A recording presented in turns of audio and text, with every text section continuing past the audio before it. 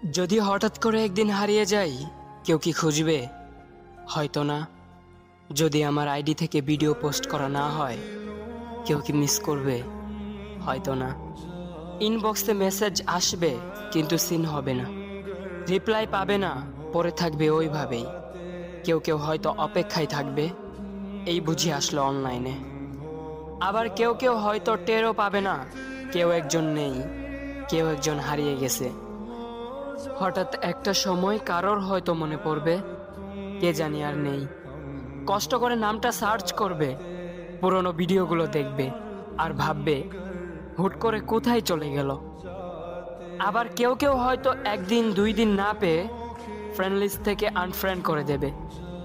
যখন আমি থাকবো না, তখন আমার স্মৃতি কারোর মনে পড়বে, হয়তো পড়বে, আবার হয়তো পড়বে না। তবে হারাতে হবে, হারাতে হয়, হারিয়ে যাওয়াই নিয়ম। পার্থক্য একটাই, কেউ আয়োজন করে হারায় আর কেউ হুট করে হারায়।